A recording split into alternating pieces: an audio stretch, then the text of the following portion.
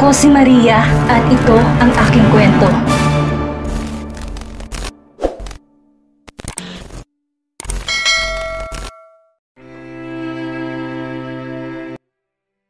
May kabigatan ng dalang bag ni Kara habang naglalakad sa pasilyo ng ospital. Papunta siya ngayon sa private room ng anak dahil day off niya at 2 araw siyang magstay. Nang marating ang kwarto, sumilip na muna siya sa pinto tiningnan kung anong nangyayari sa loob. Makikitang nakaupo sa kama si Luisa at nanonood ng paboritong kids show sa tablet. Si Melba na nasa tabi ng kama na palingon nang mapansin na may tao sa labas. Nandito na si Mama Apo, pahayag niya. Agad namang nabaling ang tingin ng bata kay Kara, kaya tuluyan nang pumasok sa loob. Mama, tili ni Luisa. Namiss mo ba ako anak? Ani Kara. Sabay yakap, maging sa ina. Si Ate Ramona matapos ay hinanap ang caregiver. May binili lang sa labas, babalik din yon, tugon ni Melba. Pagkatapos kinuhang bag saka nagpaalam sa dalawa. Aalis na ako at babalik na lang bukas ng hapon. Magpahinga kayo ng mabuti ma, ani Kara. Saka muling niyakap ang ina, maya-maya pa'y bumalik si Ramona. Pagkaalis ni Melba, ngunit hindi ito mag-isa dahil kasunod na pumasok sa kwarto, sina Eunice at Daniel. Rumisong tuwa sa mukha ng 2 babae matapos makitang isa't isa. Nagyakapan pa nga't nagkamustahan. Nakalimutang kasama nila si Daniel na dumiretso sa anak na tuwang-tuwa sa pagdating ng ama. Naupo ang 2 babae sa sofa at nagkwentuhan. Matagal ka na nakabalik pero ngayon lang ulit tayo nagkita, Eunice. Kaya nga, busy ako kasi tapos na may bata pa kaya mahirap talaga magkaroon ng time, komento naman ni Kara. Sa kabilang dako naman ng kwarto kung saan ay nakayakap si Luisa sa amin nagtanong to. Pa, hindi po ba ako uwi? Sabi ni Lola, hindi, pero gusto ko na uwi. Sakit ba operasyon ko? Hinaplos at tinalikan ni Daniel ang buhok ng anak sa kato sinagot. Kailangan mo pang magstay para gumaling ka na at hindi na magpabalik-balik dito. Mabait ang doktor mo. Hindi kanya sasaktan kaya hindi masakit baby. Aniya habang pinapanood si Kara na masayang nakikipagtsikahan. Ilang sandali pang lumipas ay humikab ang bata. Halatang inaantok kaya tinulungan niyang makatulog. Lumingon naman si Kara. Nagtanong at nag-gesture kung matutulog bang mga bata. Tinanguan niya. Tumangon na rin to at pagkatapos bumalik sa pakipagkwentuhan.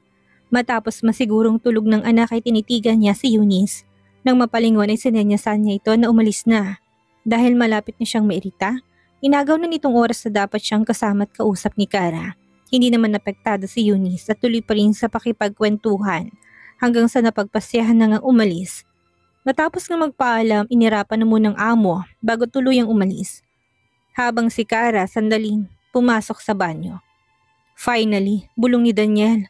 Pagkatapos tinawag ang caregiver. Bakit po sir? Ako nang bahala dito, magpahinga ka na muna sa labas. Aniya, walang tanong na tumango si Emilia at lumabas. Pagkatapos ay tumayo siya at iniwan saglit sa kamang natutulog na anak para abangan ang paglabas ni Kara sa banyo. Nagtaka naman ito kung bakit sila na lamang ang naroon. Pinaalis ko na muna para masolo kita. Sabay yakap.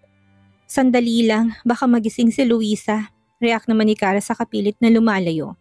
Hindi yan, natutulog na siya. Saka hindi naman tayo mag-iingay. Bulong ni Daniel at tinawakan ng kamay ng asawa. Pinagsalikop saka sila na upo sa sofa. Halo-halong naramdaman ni Kara ng mga sandaling yon. Kilig, tuwa at kaba. Dahil hindi pa rin kasi nila napag-usapan ni Daniel ang relasyon. Hindi pa nagiging klaro sa kanilang dalawa kahit pa obvious naman ang pinakita niya at pinaparamdam nilang emosyon para sa isa't isa.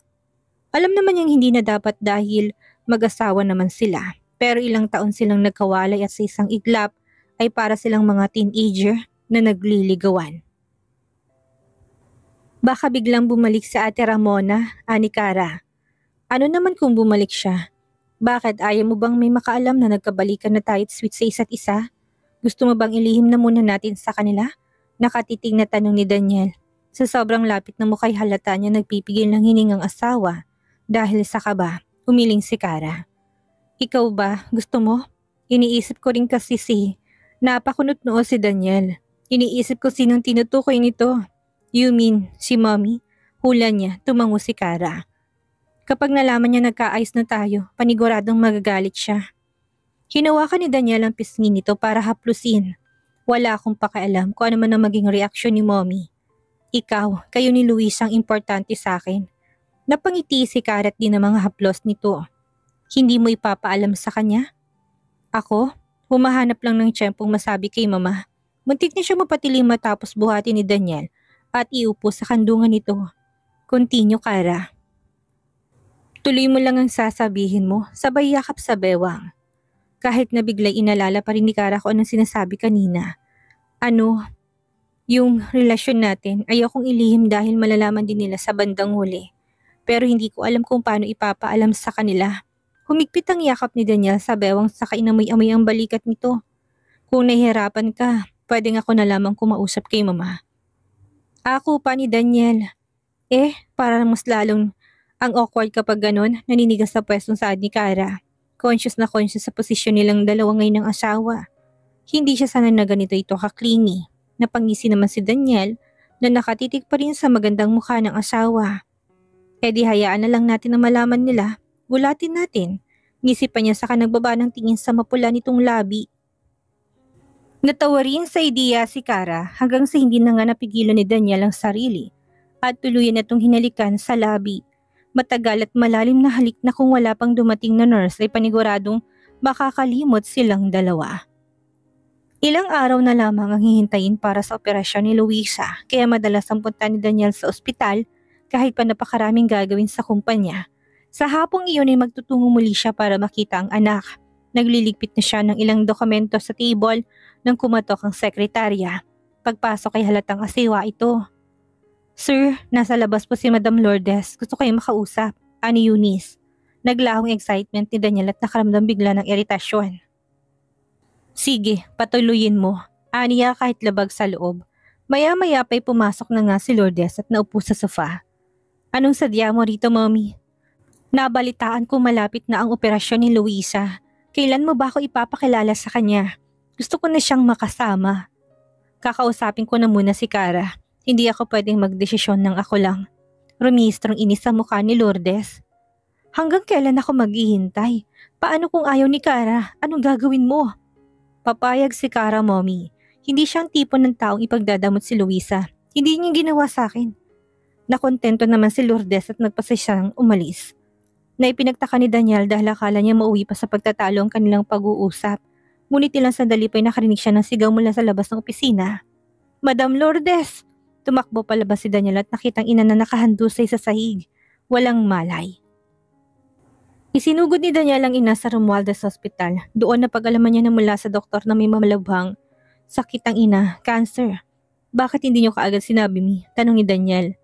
Nang magising ang ina, anong ginagawa ko dito sa ospital? Naguguluhan tanong ni Lourdes saka nagtangkang umalis sa kama. Lumapit agad si Daniel para mapigilan to. Kailangan niyo magstay dito. May sakit kahit hindi niyo naman lang naisip na sasabihin sa akin. Bakit? Concerned ka ba? Matapos ng lahat. Pagkatapos mo kong away-awayin at kalimutan nang galing ka sa akin. Ayoko ng awa mo dahil lang sa may sakit ako. Hindi sa ganun, Mi. Oo, may hindi tayo pagkakaunawaan pero at the end of the day, you're still my mother at hindi ako naawa sa'yo. Mahal kita kaya ako ganito. Yun ang unang beses na sinabi ni Daniel ang napaka-special na salitang iyon. Hindi niya akalaing darating ang araw na masasabi niya ito sa ina sa ganong sitwasyon. Kaagad namang nanubig ang mga mata ni Lourdes. Matapos marinig ang sinabi ng anak saka nag-iwas ng tingin. Anong pinagsasabi mo? Kaya ka ba nagkakaganyan dahil malapit na akong mamatay? Pwes, para sabihin ko sa'yo, mabubuhay pa ako. Malaki ang chances ko na magtagal dito sa mundo. Kailangan ko lang maoperahan. Aniya kahit na may tumakas na luha sa mga mata. Kahit na kailan, hindi niya ipapakita ang kahinaan sa harap nito. Of course, Mi. Magtatagal kayo, makikita at makakasama niyo pa si Luisa. And please, huwag ka nga mag-isip na parang gusto na kitang mawala na. Hindi yun ang gusto ko. Binalik na Lourdes ang tingin sa anak. Kailan ko nga makikitang apo ko? Ayoko maghintay hanggang sa maoperahan ako. Paano kung hindi na niya tinapos ang sasabihin dahil nagbabara ng lalamunan niya sa labis na emosyong nararamdaman? Dahil kahit na malaking percentage na maging successful, ang operasyon hindi pa rin niya maiwasang mabahala para sa sarili. Hinawakan ni Daniel ang kamay nito sa kahinaplos-haplos. Kakausapin ko si Kara, okay? Magpupunta ako sa ospital mamaya at sasabihin sa kanyang request mo. Ayoko, baka sabihin mo may sakit ako kaya mapilitan siyang pumayag na ipakita sa akin ng bata. Mami, hindi mga sabi ko, hindi maramot si Kara. Papayag yun, kaya huwag kayong mag-isip ng ganyan. Napakurap si Lourdes ng ilang beses hanggang sa tuluyan na ngang hindi napigilan ng sariling umiyak. Hindi akalain darating ang panahon na magiging ganito sila ni Daniel. Noon pa man mainit ng dugo nila sa isa't isa, aminadong kasalanan niya yon. Binuntun niya sa anak ang malasakit na nakaraang naranasan kahit wala naman talaga tong kasalanan. Huli na niya na-realize na siya itong mali at nagkulang. Bilang isang ina kay hindi niya na nakita ang naging epekto nangyari kay Daniel. Lumaki tong kulang sa pagmamahal. Patawad, I'm sorry anak, kasi ako sinisiyan lahat. Higbi pa ni Lourdes. I'm sorry kung ganito ako kasama. I turn your life like a living hell. Maring naglapat ang labi ni Daniel dahil naapektuhan siya ng gusto sa sinabi ng ina. Masakit ang dibdib na parang may pumipigat na luluharin. Naging masama rin akong anak, Mommy. Hindi ko kayo nagawang intindihin sa naramdaman nyo. Matapos na umalis si Daddy, nagangat ng tingin si Lourdes matapos magitin si Wilbert. Ang totoo, Daniel, nagkausap kami nitong nakaraan. Pagkakwento niya, I never thought na mag-i-insist siya na makapag-usap matapos ang lahat. Kinausap niya naman po siya, ani Daniel. Umiling si Lourdes. Nung una ayaw ko talaga, pero hindi siya tumigil hanggat sa hindi ko pinagbigyan. Sinabi ko lahat ng hinanakit, sama ng loob ko sa kanya. At lahat ng yon tinanggap niya. Humingi siya ng sorry sa akin at sinabing malapit na siyang umuwi. Gusto ko niyang makita, anak. Nagbaba ng tingin si Daniel. Simula nang umalis ang ama sa buhay nilang mag-ina ay wala na siyang naging balita dito. Hindi niya kailanman inalam. Kaya nang mamatay si Corazon ay mas lalo siyang nagalit dito. Hindi ito nagpakita sa burol hanggang sa mismong libing ng matanda. Hanggang sa napag-alaman niya na nagtatrabaho sa ibang bansa ang ama. Hindi makakauwi dahil na rin sa pandemyang nangyayari. Kaya nang malamang uuwi ito ng bansa at gusto siyang makausap ay may hatid na kakaibang emosyon kay Daniel. Hindi man masabing gusto niyang makitang ama, pero sa loob-loob niya nais na niya itong makaharap sa lalong madaling panahon. 1 linggo. Ganun na lamang katagal ang hintay ni Daniel para muling makaharap ang ama sa loob ng mahabang panahon. Bukod pa doon, masaya rin ang estado ng puso niya, lalo pat nagkausap na sila ni Cara. Agad tong pumayag na makasama ni Lourdes ang apo. Pagkatapos ang mga to naman ang nag-usap ng masinsinan. Hindi na nasaksihan o narinig ni Daniel ang nangyari dahil pinalabas siya ni Cara sa private room. Ang alam lang niya nag-iyakan ng mga to dahil mugtot na mumulang ilong ng dalawa. Wala mang idea si Daniel sa pinag-usapan ng mga to, isa lang ang nasisiguro niya. Nakapagpatawaran at nagkaayos ng dalawa sa wakas. Nasabi na rin nila sa mga mahal sa buhay na nagkabalikan na sila. Pareho mang nagulat din masaya si Melba para sa kanila. Habang si Lourdes ay lugod na tinatanggap si Cara. Hindi na nais pang tutulan ng kaligayahan ng dalawa. Sa loob ng ilang araw ay maraming nangyaring magaganda na hindi akalain ni Daniel na mangyari pa talaga. Kaya ngayon isa na lamang ang kulang. Yun ay makitang muli si ang ama. Katok sa pinto nagpabalik kay Daniel sa kasalukuyan. Pumasok si Eunice na halatang iritado. Sir, kanina pa ako kumakatok, hindi kayo sumasagot. Bakit? Ano bang kailangan mo? Ani ang hindi apektado sa pagtataray ni Eunice. Matapos na malamang buntis itong muli sa pangalawang pagkakataon. For lunch, lalabas ba kayo or dito na sa office kakain? Bago makasagot ay nag-beep ang kanyang phone. Nang tignan ay may message ang asawa. Cara, maraming customer at na celebration pang gaganapin dito sa resto kaya malabong magkita tayo mamaya. Daniel, okay lang, may next time pa naman. Cara, ngayon na lang tayong lunch magkita, okay lang? Actually, malapit na nga ako ngayon sa company nyo. Really? Wait, at sasalubungin kita ngayon sa may entrance. Walang sinayang na oras si Daniel at kagad nang lumabas ng opisina, tuluyan nakalimutan si Eunice. Kaya bumalik siya para sabihin sa labas kakain kasama ng asawa. Pagkalabas ng elevator, mabilis na ng lakad niya patungo sa entrance ng building hanggang sa harangan ng pamilyar na babae. Kyla, anong ginagawa mo dito? Pwede ka bang makausap? May gusto lang sana ako sabihin tungkol kay Kiyo, Tia. Ngayon na ba? May kailangan kasi akong puntahan. Hinihintay ako ngayon ni Cara. Saka hinanap sa paligid ng asawa ngunit hindi niyo naman makita na nagtago na si Cara matapos makitang lumapit si Kyla na halatang buntis dahil sa malaking umbok ng tiyan. Bigla siyang natakot at nagbalik sa kanyang multo nang nakaraan matapos makita si Kyla. Isa sa mga naging dahilan kung bakit sobra siyang nasaktan noon at piniling iwan si Daniel. Few days ago, isang hapon matapos umuwi ni Cara matapos ang trabaho ay tinanong siya ni Melba. Anak, pwede ka bang makausap? Nagpalit na muna si Cara ng damit sa kanilapitan ng ina sa kusina habang nagluto to ng hapunan nila. Ano po yun, ma? Napansin ko kasing medyo nagiging malapit kay ni Daniel. Ramdam kong hindi ka na umiiwas sa kanya. Natigilan si Cara dahil dumating ng araw na kailangan niya ipagtapat ang tunay na estado ng relasyon nila ni Daniel. Hingang malalim ang ginawa niya sa kanagkwento. Ang totoo ma, nagkabalikan na kami. Bakas ang kalituhan sa mukha ni Melba. Bakit? Pinilit ka ba niya? Nakipagbalikan ka kapalit ng operasyon ni Luisa? Umiling-iling si Cara. Hindi po ganun ang nangyari, ma. Alam kong mahirap paniwalaan pero nagbago na si Daniel. Wala po siyang ginawa. Hindi niya ako pinilit. Pareho po namin gusto magkabalikan. Dahil ba kay Luisa? Gusto mo ba siyang bigyan ng kompletong pamilya? Napipressure ka na ba't baka hanapin niya si Daniel? Muling umiring si Kara dahil sa nami-misinterpret itong nais niyang iparating. Walang ganun, ma, at kung iniisip niyo na pinagtatakpan ko siya o pinagtatanggol ay hindi po dahil nakita ko at naramdamang nagbago na siya. He changed for good. Hindi na siyang dating Daniel na nakilala ko. Paano ko nakakasiguro? Paano ko nagkukunwari lang siya? Anak, hindi lang pusong pinapairal. Dapat may utak rin para makapag-isip kung tama ba o mali ang mga desisyong ginagawa mo. Hindi sa sinisiraan ko si Daniel sa'yo. Nakita ko naman na kahit papaano may nagbago nga sa kanya. Pero iniisip lang kita, paano kung masaktan ka na naman ulit? Nanubig ang mga mata ni Kara dahil sa emosyong nararamdaman. Hinawakan niyang kamay ng ina, di namang init na nagmumula dito. Kayo po ba, ma, nung pinakasalan niyo si Papa, hindi niyo po ba naranasan ng ganito? Saglit na nahimik si Melba bago sagutin ang tanong. Hindi ko naranasan ang pinagdaanan mo dahil iba naman si Alfredo. Napakabuti niya, kaya nga kahit tutulang mga magulang ko noon na magpakasal ay tinuloy ko pa rin. Kahit naitakwil ako dahil mahal ko siya. Sa kanya ko nakikita ang future ko hanggang sa pagtanda. Ngunit dumating din ako sa puntong nahirapan at nasaktan. Hindi ko alam ang gagawin. Gusto ko sumuko pero nagpakatatag ako. Dahil kung hindi, wala ko ngayon sa harap mo. Hindi mo sana ako kasama ngayon at lumaki kayo ni Topher na walang kinikilalang ina. Matapos ay hinaplos ang mukha ni Kara. Kailangan mo ng tapang para malampasan lahat ng pagsubok, anak. Kaya nga nag-aalala ko. Oo, nagbago na si Daniel at nagkabalikan na kayo. Pero hanggang kailan? Alam mo sa mundong ginagalawan niya, hindi maiwasang may dumikit na ibang babae. Nagtangkang agawin siya mula sa'yo. Kapag nangyari yun, kakayanin mo ba? Yung traumang naranasan mo noon, paano kung biglang bumalik? Kara, hindi sa tinatakot kita o tutol ako sa pagbabalikan niyo ni Daniel. Ang akin lang, hindi ko na gustong makita ka nasasaktan at nahihirapan. Ayoko maranasan mo ulit yung nakaraang halos mawala ka sa akin. At hindi na nga napigilan ni Melbang maluha. Tumayo naman si Kara at niyakap ang ina. Wala siyang iniwang komento sa sinabi nito dahil hindi naman ang nais niya.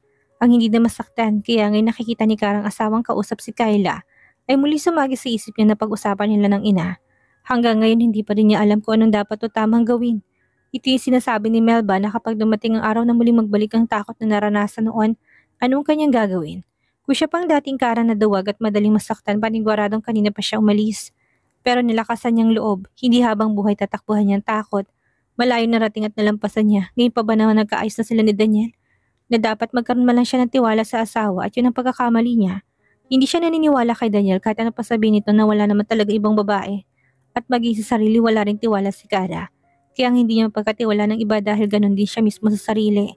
Pinanguhunahan siya ng takot pero hindi na ngayon. Nagsimulang humakbang palapit si Kara.